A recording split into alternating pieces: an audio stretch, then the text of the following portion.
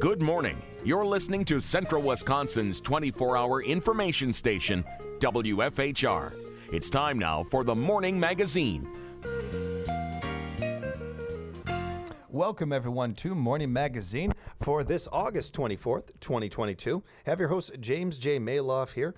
And part two today at 10:30, we're going to talk with our friends from the ODC, Callie Johnson, and Julie Stren is going to join us. Right now, we have in studio with us Caitlin Saylor. She is the Wood County Criminal Justice Coordinator. Good morning, Caitlin. Good morning. Thanks for being here. And I want to say, of course, a big thank you to our friends over at Wisconsin Rapids Community Media. Taylor, thank you very much for being here. Good to see you, man. We appreciate the time, Caitlin, especially considering neither of us knew we were going to be talking to each other today. Yeah, it was a big surprise call this morning. Yeah. It is really cool of you to step up and to step in like this. We appreciate that very, very much. Thank you for the time. And honestly, as somebody who just is interested in these things, I'm looking forward to us being able to talk, because I don't think that we've really had a chance to dive into this part of our Wood County system very often. First up, Caitlin, can we get a little bit of your origin story? Where you're from, what made you want to get into criminal justice, a little of that. Sure. So I grew up in Port Edwards, Wisconsin, so I am local to Wood County, and I have lived here almost my entire life. And getting into criminal justice was kind of a random thing. I had gone overseas and taught English in South Korea after I finished college, and then I found myself having to be back home and near family to help out with my daughter. So I'd actually just applied for a position with the state of Wisconsin and an administrative thing, just to have something kind of simple, to work with as a new mother, and I got placed in a probation and parole office in Marshfield, and that's how I got into criminal justice, and I just found the field to be very interesting, a way to help people, and I just really took a liking to it. So I worked for the Department of Corrections for about 7 years, again, an administrative role as a probation and parole agent and as a program support supervisor. However, in that role, I'd kind of hit the ceiling about, where I could go, and I really wanted to use my voice and create change and just really help out the residents of Wood County. And I had the opportunity to apply to be the Wood County Criminal Justice Coordinator and receive the position. Very cool.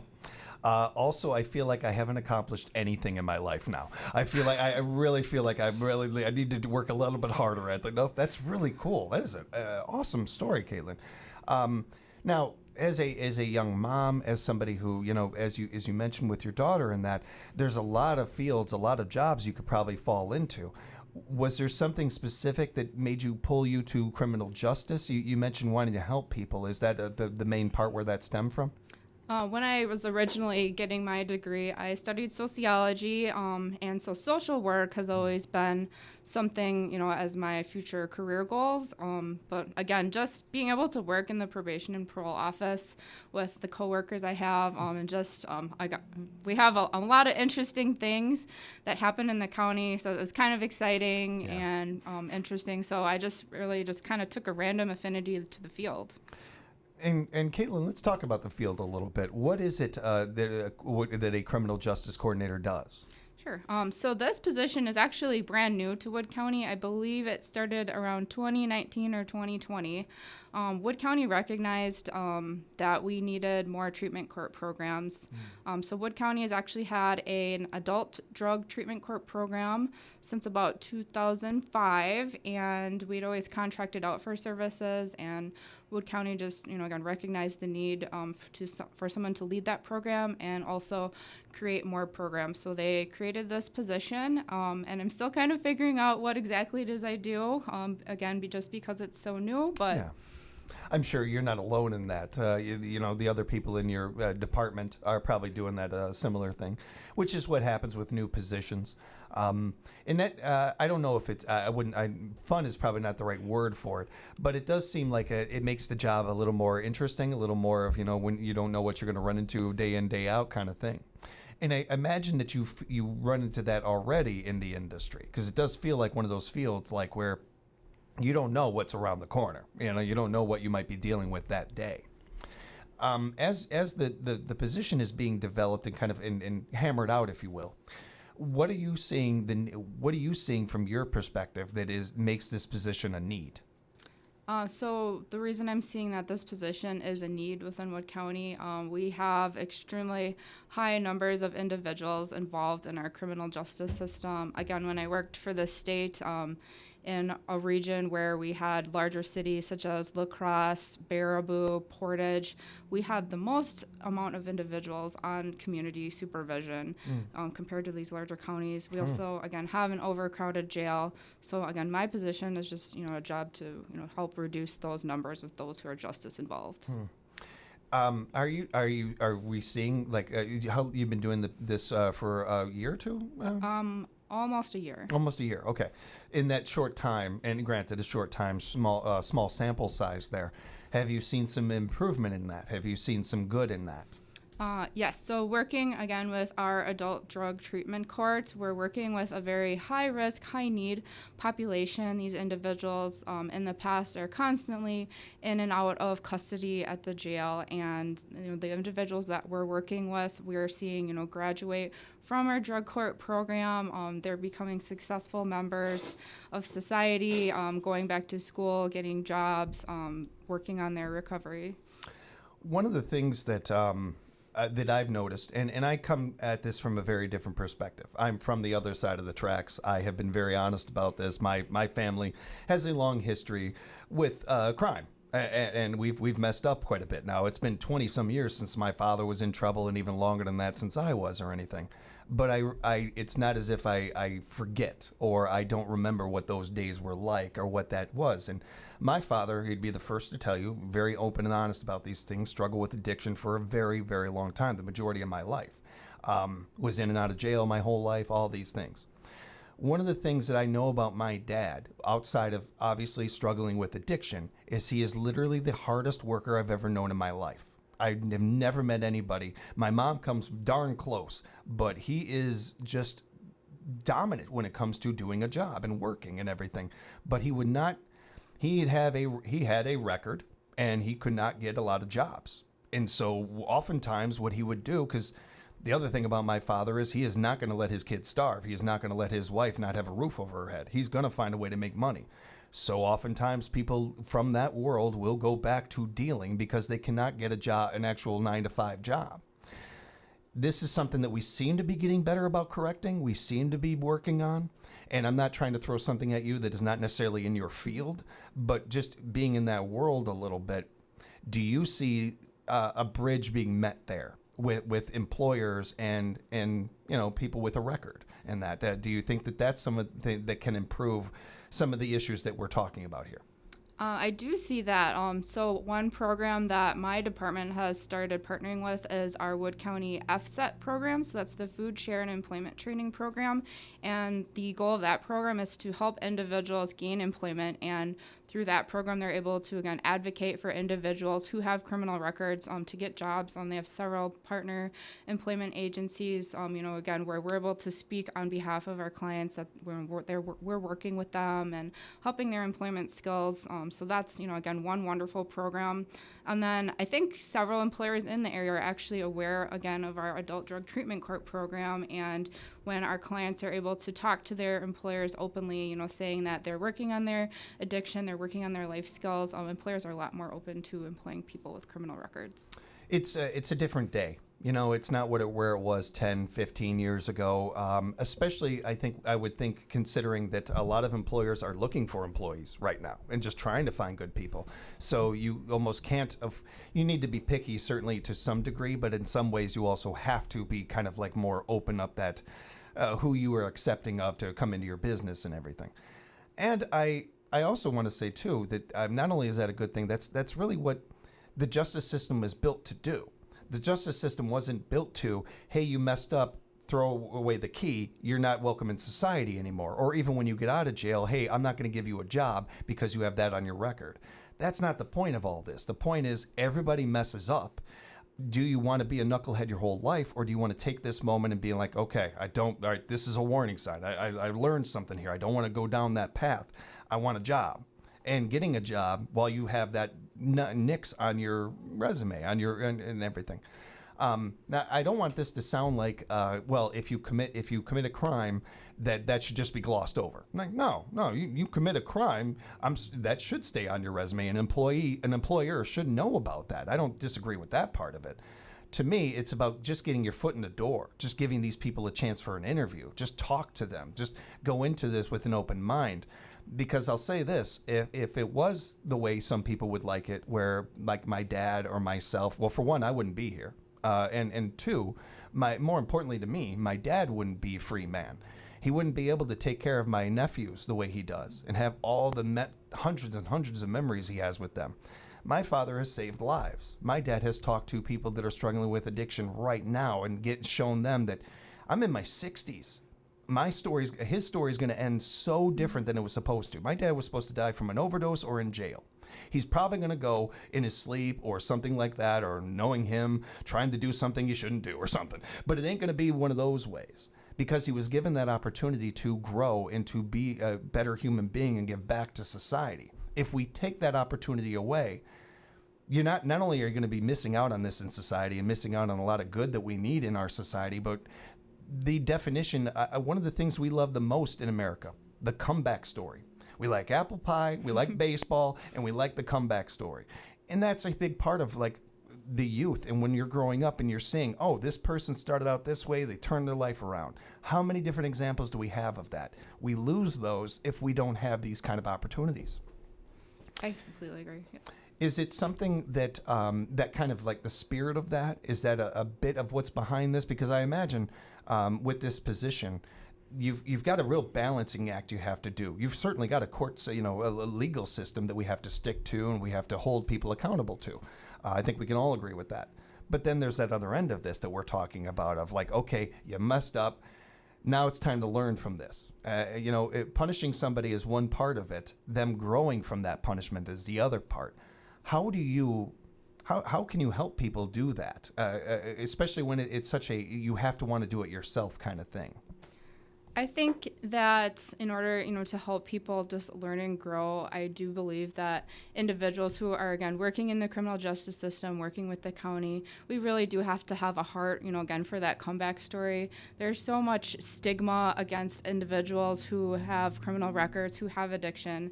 And so I really think it's on the workers, again, that are, working with all these community programs just to help those people erase that stigma and know, like, we're here to help you, like, we're, there to believe in you. And everything like that. Yeah, well said. And I do want to apologize. I'm throwing like curveballs at you left and right here and everything. You're knocking them out for what it's worth. You're knocking them out the park. We're speaking with Caitlin Saylor, Wood County Criminal Justice Coordinator. And Caitlin, we've got a good, about 10 minutes left here and everything. Is there anything on your mind? Is there anything that you would like to discuss or talk about or make sure that the audience knows about that maybe they're not aware of? Sure. So the Wood County Criminal Justice Department, we currently house 2 programs. Again, one is our Adult Drug Treatment Court. So it, again, acts as a diversion program for individuals who have drug-related offenses, and we give them the opportunity to have their felony charges deferred. And through this program, we offer, again, various case management services. I have 2 wonderful staff members who, again, just truly believe in helping people and doing good, and they work so hard. And then we offer, again, we just connect them to all the community resources because, like you said, housing, employment, medical care, those are all things that individuals have to be connected with if they want to better their lives. So we're working hard, to connect people with that. And then, again, we also have the accountability piece where we're helping people through their recovery journey, and we just really understand that recovery isn't a linear line. There's going to be relapses and chances or in situations where an individual may use, but we help them work through that. We help provide treatment, funding for treatment, because that's just a huge barrier that the county is facing in helping its members. The other program that my department recently launched is the Wood County Jail Medication Assisted Treatment program. So we've opened up the chance for individuals who are incarcerated or on electronic monitoring to have access to medications that help people who are struggling with opioid addiction or alcohol addiction. And we've really found that that medical piece and helping heal the brain to get rid of that addiction and cravings is one huge piece to helping people with recovery. Great programs, wonderful programs. That's really cool to hear. I especially in just knowing a little bit about what you were talking about there with those programs and programs similar to that, I think it's important to let people know out there that may not know much about this world or these things. These are not, this is not courses or programs that are designed to tell somebody you're a good boy, it's going to be okay.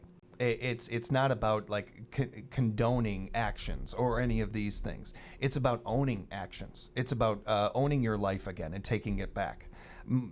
A person that struggles with addiction doesn't own their life, doesn't control it. They are being controlled. And it's not to take the responsibility of that person away. They're still responsible for their actions. But it is to understand that this whole thing and having the facts and presented to you. It makes it so that we can hopefully make this part of our society better and understand it better. It is not about not giving accountability. That is the exact opposite of what these programs do. You can't not take some accountability when you are a part of these programs. It's in doing that you're able to kind of get through the other side of things and be like, well, I want to get back in the world. I want to take my life back. And helping individuals do that, which adds to our society, which makes our society better, puts more commerce into our society. And so to the person out there that this doesn't affect and thinks that this is, whatever, it does affect you. It does come back around to you because we're all connected. And the more we care about this part of our society and things like this, the better our society's going to be. It's not rocket science here. It all adds up. When it comes to these programs that you just talked about, are you noticing that are you, as because it's a new position and everything, are you able to adapt with that and like, oh, this is working or oh, this isn't working and kind of tinker with these programs as you're going along and going into the future? Yes, there's been a lot of involvement in our drug treatment court program. Obviously, the types of substances individuals use has changed. So again, in response, there's different medications that can help them with that. There's different barriers that individuals face. It may be much different than in 2005 than in 2022. So yes, we are able to just again receive ongoing training from our treatment court association for the state and just really adapt and evolve with the different needs and what our clients need the most to be successful. We were addressing this a bit a couple of years ago before we got hit over the head by the pandemic, and that really just changed everything and moved a lot of things behind it because of obviously time sensitive and we got to take care of the pandemic. But the opioid crisis was something that was on everybody's mind and was talked about quite a bit, before that. It's not as if the pandemic helped those numbers. If anything, we've seen increases in here and there in certain counties especially. So it's all the more importance of having programs like these and having a position like you have to kind of help balance these or help make these things kind of, I don't want to say go away. It's hard to imagine it going away completely and 0% of people in the American population being addicted to opioids. That's almost impossible. But we definitely want to bring those numbers down clearly, and we want to hopefully have as few as possible. We're able to kind of address this again. And are you seeing that being the major one that we're dealing with right now, or is alcohol addiction still one of the major? It has always seemed to be one. Is that still really up there as well? I think for Wood County, the biggest addiction that we're seeing is actually methamphetamine right now. Unfortunately, there's no medication that solely exists to assist with methamphetamine addiction. However, again, opioids are still very common. We're seeing a huge spike in fentanyl and that being mixed with other drugs like THC and cocaine. So we're, again, definitely still experiencing large amounts of opioid addiction. And I think we all know OWIs, again, very common in Wisconsin. And alcohol is another huge issue in our county. And I will put this is one thing as an outsider, I will say. Growing up in Illinois, there were so many jokes about Wisconsinites and DUIs. And as an adult, among other kids growing up, Wisconsinites, they would make these jokes. And it's one of those things, I think almost every one of us living in this state or living in surrounding areas have seen the person on the news getting pulled over for their 7th DUI or something like that. And you're wondering why they still have a license. Why is this person still being allowed to drive? A lot of the laws are kind of catching up to a lot of this stuff and kind of correcting some of those things. But it's obviously still an issue and still a problem. The more we can talk about these things, the more we can unnormalize them, because it's gotten too normalized. The DUI situation, the drinking and driving situation. It's gotten. You would think that some things would improve in time. In my lifetime, I have not seen any improvement with drunk driving. It's just as bad as when I was a kid, and I almost lost my aunt to it, and I did lose one of my uncles to it. It is an issue that we don't seem to be doing anything about, really, when it comes down to it. Now, it's great to meet somebody like you, because I see, that we are doing something about it. We do have people in positions that are trying to correct this. But it is something that we need to talk about and whenever we have a chance, because I feel like, again, we have normalized the idea that it's okay to have a DUI on your record or something like that. Again, coming back to the accountability thing and being able to own your life and your past and move on and grow from that. I'm not saying you have a DUI and you need to go away from society. I'm saying the opposite of that. More of those people need to be coming out and saying how, well, hey, this ain't right. I messed up. I did it wrong, but I'm lucky to still have a license. And because having a license is not a God-given right. It's a privilege. It's a, and we should be able to treat it that way. Drinking and driving is one of those issues that we should have, it's a self-inflicted wound. It's something that we can correct. Just like what I was saying about with my dad, though, addiction isn't one of those things you get a choice on. You don't get to pick and choose. You know what? I want to be addicted to that. Or, I'm going to choose to not be addicted to this. It takes over. And the more we have people in positions like yourself in this, hopefully we can correct these things. Caitlin, before we let you go, is there anything that you wanted to touch, or is there any way that people can reach you if they have follow-up questions or want to know some more about what we've talked about today? Sure. So you can reach me. Again, I work for Wood County. So if you go to our county website, there is a criminal justice page, which has all of my contact information. And I'm just happy to talk to you about any of the programs we have with Wood County or any resources we have to help people who are justice involved. Looking forward to looking into that, Caitlin, and really, really enjoyed the conversation today. I do have to warn you, though, you did a good job, so now you got to come back. Now you're going to have to come back sometime. I'm so sorry. I should have warned you ahead of time. I'd be happy to do so. Great. Well, I'm looking forward to that. And thank you again for the time and what you do for our community. All right. Thank you. And a big thank you again to Caitlin Saylor, Wood County Criminal Justice Coordinator. We always want to say a huge thank you to our friends at Wisconsin Rapids Community Media, Taylor and the gang over there, Joe, everybody. Do yourself a favor, to go into YouTube, type into your search bar Wisconsin Rapids Community Media, subscribe to their page, keep up to date on all the great work they're doing over there. We'll take a break. We'll come back with some more Morning Magazine right here on WFHR, locally grown radio. Yeah.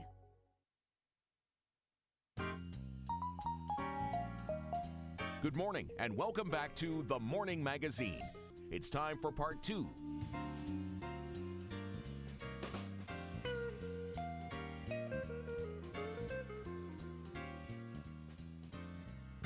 Welcome, everybody, to Morning Magazine Part 2 for this August 24th, 2022, 10:30 on the clock. I have your host, James J. here. We have Wisconsin Rapids Community Media, Taylor in here, recording still. Appreciate that, guys. And coming into the studio, some of our favorite people. We have ODC with us. Want to wish a good morning to Callie Johnson being with us today. Good morning, Callie. Good morning. And Julie Stren? Yes, perfect. Taylor, I got it right, huh? That never Nailed happens. it. I never get a name Like right. the No. fishing line. Yeah. There you go.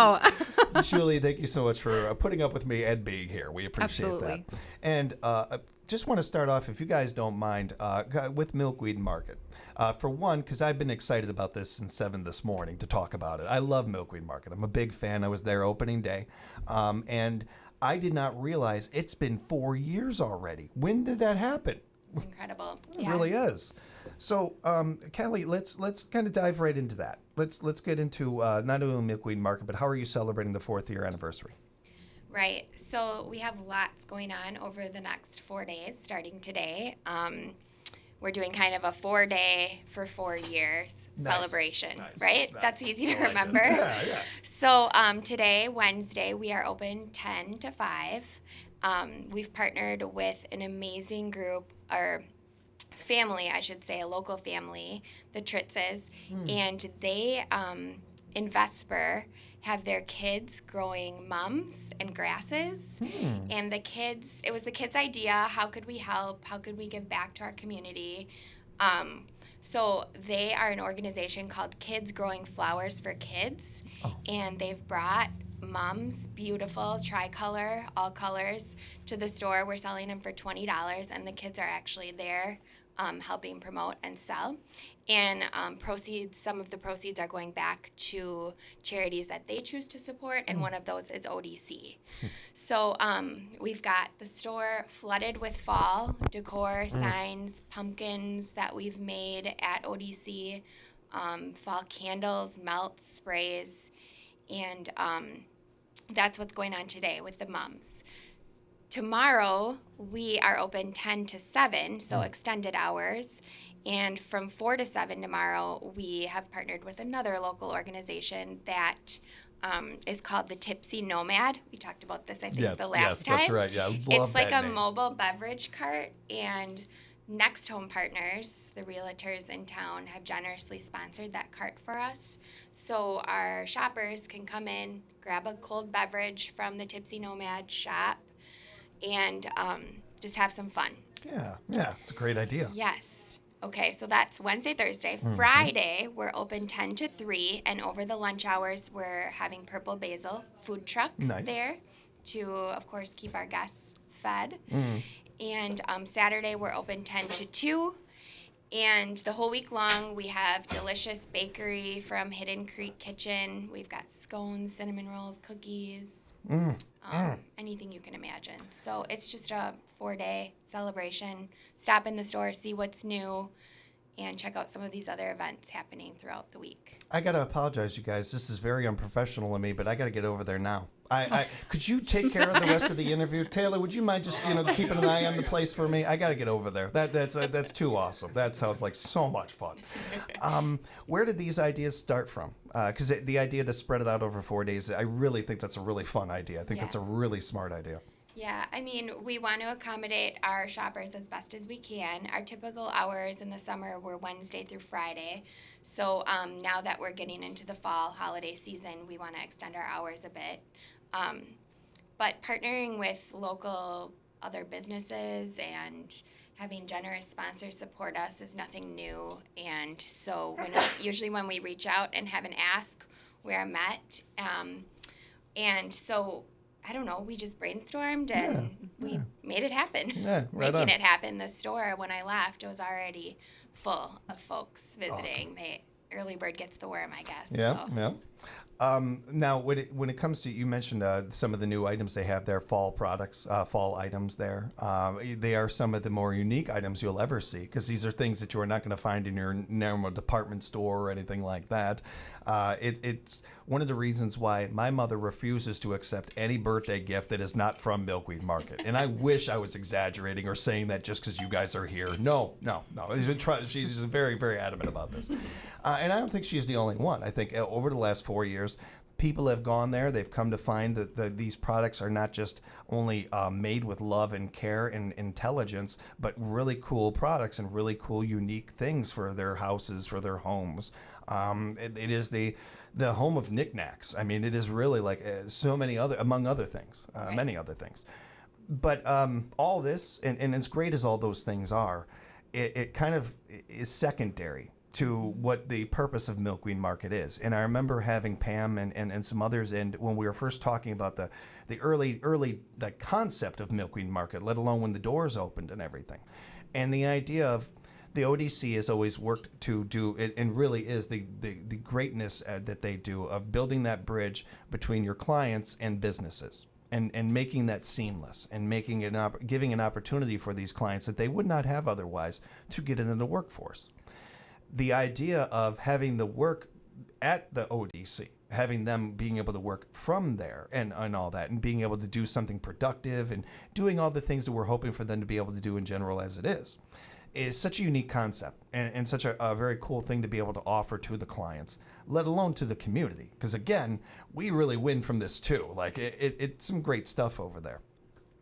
How has, and not to put all this on you, Callie, but how have you seen Milkweed Market grow over the years? Has there been things that like, oh, well, we weren't doing this in the beginning, but now we are, that's great? Or just has it kind of stayed true to kind of where it was started and everything?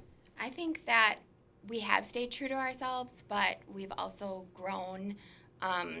We have more people than ever that want to be a part of the store, clients and staff. So that's really been a neat. And just like you touched on, the clients that work there, their ideas are so great. They've gained so much confidence from being a part of the team and seeing it from start to finish, like the production of something to all the way through the customer service skills to sell. And so that's really just a touching to see, and just the loyal support of the community. We can't speak enough to that. And one of the things that I mean, even from an outside perspective, and talking to like Pam and some others from the ODC, on air, off air, it seems like that while we, people that have gone to Milkweed Market, we've seen this a bit and everything. We're not the only ones. Businesses have noticed this, and businesses are more so reaching out now and wanting to be a part of things at the ODC, wanting to be a part of things in Milkweed Market. That not only shows and is a testament to the good work that all of you and the rest of the staff at the ODC are doing and these clients are doing, but it also just shows that good work is always going to respond to that, is always going to be pulled to that. Regardless of a client or a worker, it is always going to bring in good work. So it just speaks to the good work that these clients are doing too, and just to give them credit for that. And all that, again, coming back to building confidence, building self-worth in these clients, giving them that back if they had it lost or maybe they never had it. I mean, every individual under the sun deserves that.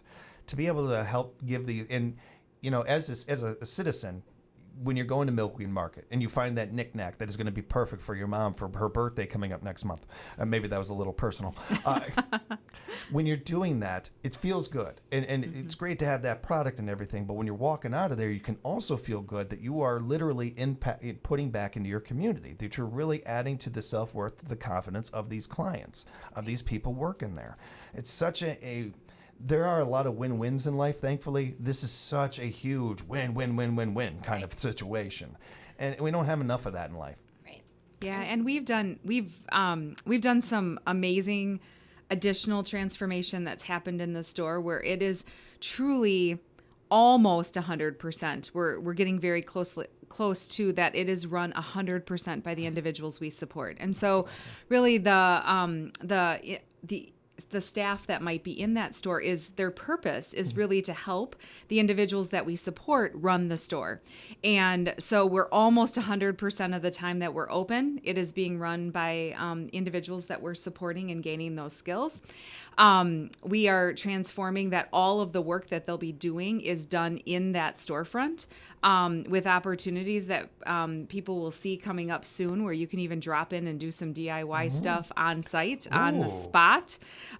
So some really cool things coming with that. And more importantly, also really excited that we've completely been able to transition at ODC that, we're able to pay individuals prevailing wages and not sub-minimum wage that maybe paid in the past, where it was based more on productivity, and now really helping individuals experience what it looks like to make prevailing wage in the community and how exciting that is. So just some really exciting things coming. And just a shout out, again, you mentioned our primary focus to work with employers in the community. And we currently work with 422 employers in central Wisconsin that hire people with all abilities. And so it's just really exciting, that true partnership. Dang, is that cool. I don't think I've ever thought about how many. Just to hear that number that's a good story of the day right there. Well, and especially in today's workforce crisis that every employer is experiencing, to know that we're really helping people gain skills in retail or running a coffee shop, because we have a little coffee shop in there also that you can grab a cup of coffee when you get your mom's birthday gift. That's great. So we, just all of the skills that people are learning to then be able to go work in our local community. Well said. And then thank you for adding that, Julie. Thanks. Why don't we go ahead and take a quick commercial break? We'll do that. We'll come back, and I want to talk about Better Together. I would love to get just a quick catch up on the run, walk, and roll and how that went, just real quick with you guys. And we'll come back with more with our friends from Wisconsin Rapids Community Media and the ODC here on Morning Magazine. I'm meteorologist Jennifer Wojcicki. Currently, it's 75. Thanks a lot, Jennifer. Welcome back to Morning Magazine for this August 24th, 2022, 10:43 on the clock with your host, James here, and I am joined by Callie and Julie from the ODC. Thank you both for being here. And thank you to Taylor from our friends at Wisconsin Rapids Community Media recording as well. We were talking about a Milkweed Market and their 4th year anniversary and all the fun things going on with that. We'll kind of wrap up there. Before we get back to that, though, I did want to rewind a little bit and find out how the 3rd annual Run, Walk, and Roll went. Julie, do you mind if I put you on the spot with that? Sure. Thank you. Yeah, absolutely. Thanks, James. It went fantastic. We had many sponsors throughout our communities, both in the Wausau, Stevens Point, Wisconsin Rapids, and Marshfield area. Our 3 main sponsors, Felker Brothers, Nasonville Dairy, and Forward Bank. So huge shout outs and thank yous to all 3 of them for being our shirt and premier sponsors. We produced over 650 t-shirts. Nice. For individuals in the community who either walk, run, or rolled. We unfortunately ended up having to cancel the Thursday night live event because I promise it looked like we were going to get hammered with rain. It did. And lightning and thunder and the whole really bad situation. And then, of course, the skies cleared. So we did have our 2nd annual memory walk, however, at Robinson Park on Saturday morning. In memory, we had a number of folks come and walk in memory of a loved one, including 3 of our employees we lost over COVID. So that was really memorable and very special. And also, Forward Bank in Marshfield reached out to us and said, we're scheduling a makeup in Marshfield, and so we are going to be walking at Wildwood Park in Marshfield at 5:15 on September 8th. So anyone out there that didn't get a chance yet to run, walk, and roll, you can join us at the Wildwood Zoo in Marshfield at 5:15. On Thursday, September 8th, there will be a makeup that night. Thank you, Forward Bank, for taking that on. And that's just how much people love us. They're like, well, so we're going to run the event for you. How does that sound? And we're like, that's fantastic. We'll join you. Thanks for inviting us. And they really love you if they're doing that, and it's an event involving running. I mean, not a lot of people, I love running, but not a lot of people do. So it's an even added bonus. It really shows how much it is.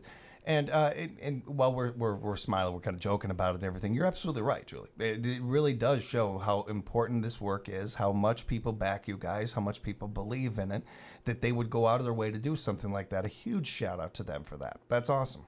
I loved the idea of the memory walk, and I was wondering how that went. I'm so happy to hear that it was you were able to do that too, and such a great idea and such a nice, meaningful way to remember our loved ones or people that have meant so much to us. I am a little disappointed in myself. I wanted to be a part of it this year. I ended up getting a head injury and wasn't able to and everything. And I'm really disappointed, for one, because I like to put back into my community. I like to support the ODC. It's very important to me. They've impacted my family quite a bit.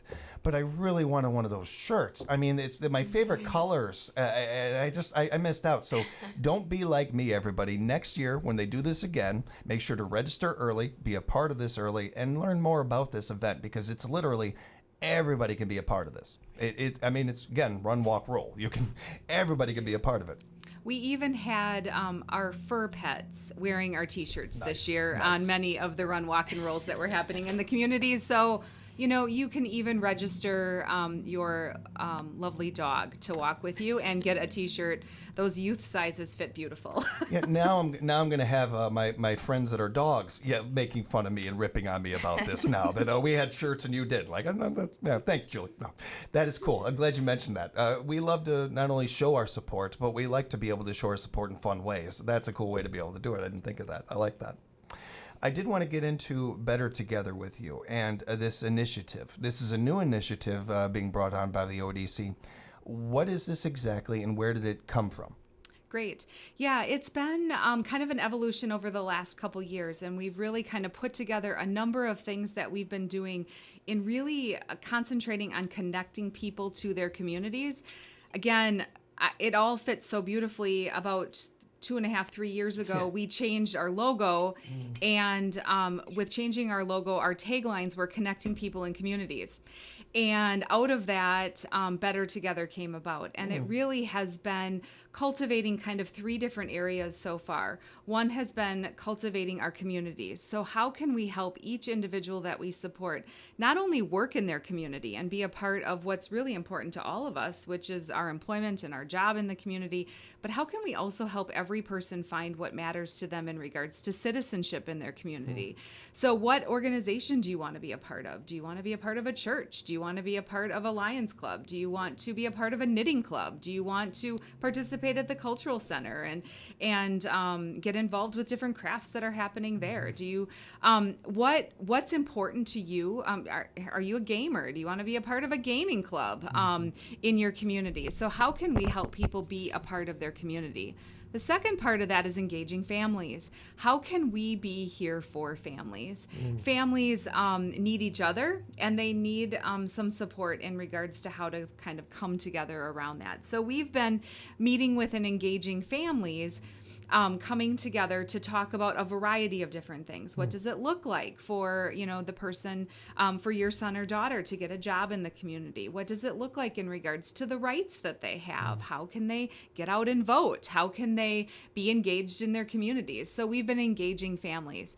And the last area of Better Together so far, I'm sure it'll keep growing, is how do we build friendships? And so we actually had, in the last couple months, an amazing opportunity to merge together with a very small nonprofit organization in the Stevens Point area called Community Partners. They've been around for decades, and their purpose was matching students in school and adults in the community with other students who have disabilities or adults that have disabilities. How can we match together and build friendships? So people who have things in common, like doing the same thing, how do we introduce you with each other so that friendships can be built and flourished in the community? And so really our part in that is really connecting people, right? It's the connecting people in communities, which comes right back to the tagline that we created a few years ago. Just like you planned it. Just like we planned it. Exactly. It's funny how things just fall into place sometimes, though. It sounds like an incredible idea, an incredible initiative. It only enhances what the ODC has been doing for decades, but kind of like fine-tuning it in some ways too. Because I remember when Pam came to my Nana and Papa's house when we first moved here to work with my aunt, and I wouldn't have been able to place it as a child, but I look back now and I remember now what that feeling she brought into that house was. Hope. She brought us hope. And I didn't see it as a kid. I didn't understand it as a kid. And I also didn't quite understand why my aunt was the way she was. So one of the things Pam was able to do is clearly she was able to help my aunt get some confidence and get into the workforce and get a job at Shopko and this and that. But it was more than that. And that's all I saw as a kid. What I learned as an adult was the process of before that. She gave my Nana and Papa some support. She let them know that they were not alone in taking care of my aunt. That they weren't by themselves in this. They letting them know that not only was Pam there, but the ODC was there, that there is a community of people that are there for this, something they didn't really experience beforehand. And the hope that they were created in that, and I say this all the time, I don't know where my aunt is right now. She is traveling. She is off living her life, doing her thing, something that I never would have thought would have happened. And it doesn't happen without the work of the ODC and the support that they are able to give. Now it's kind of sounds like again, being fine-tuned a little bit where, okay, the ODC and the staff there are being supportive. How can the community be supportive? And how can we be more supportive, not just to the clients, but to the families of the clients? Is that correct? Does that seem like or is that a part of this initiative too? It sounds like it. It is, absolutely. So it's about all of the institutions in the community, all of the associations in the community, everything that happens in the community. How do we also connect people that have that same interest to people that can experience that amazing experience that matters to people with individuals that have disabilities or don't have disabilities, right? Even though we all have a disability, right? Absolutely. We all have support needs, and I think that's why we're better together. Right. Very true. So it's really about that, and it's also certainly in our building friendships. We're looking for anyone in the community that is interested in being a volunteer and having that opportunity to be connected. On our website, you can just go to our careers tab or how can I get involved tab, and there's a volunteer tab, and you can let us know that I'd love to be a volunteer, whether that's a volunteer helping with something that we're doing out in the community with folks, or it's a volunteer. I would love to get connected and build a friendship with someone that I have something in interest with. Julie, I thought you brought up a really good point earlier about the need of employers for good employees, and that's something we've seen in the news quite a bit, especially over the past year or two. This is a group of workers that are just dying to work, just dying to get out there. They want to be a part of things. They want to check in. They want to be a part of the job in the work industry and the workforce and everything. So if you're a business out there and you are somebody who has never, looked into things at the ODC, looked at working and building that bridge with the ODC, now is a perfect time to be doing that. Not only because of all these great initiatives, these programs that are going on to make these clients that much stronger to go into the workforce, but because of that factor that you were just saying there, I think that there's a lot of need for that right now. And again, you're not going to find some of the most loyal, hardest workers you'll ever have are the clients at the ODC. Just end of sentence. So to me, you got your answer right there. If you're a business out there and your hands are up in the air, I can't find anybody. They're right there. Just go over to the ODC. They're perfectly good people. They're waiting to work for you. I encourage you to reach out to Julie and the gang over there because they're good employees. Absolutely. We probably have, I would say, between 75 and 100 people throughout the Stevens Point, Wisconsin Rapids, Wausau, Marshfield area that are actively looking for jobs right now. And we would love to share where their skill set can fit perfectly into your business.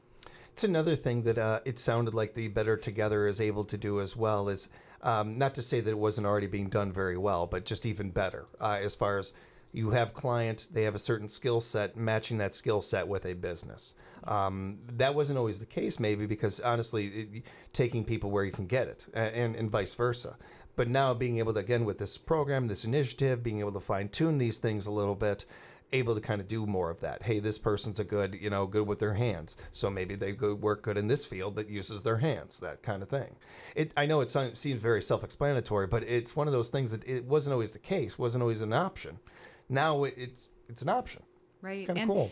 And it is really cool because when you hire someone that we support, we also provide that additional support as they start their job. And so, we come in and we learn the job also, and we really can look at what might need to be put in place to really help each individual be 100% successful on that job. And then, we fade as that person just thrives in their job. And so we're there to support you. Mm.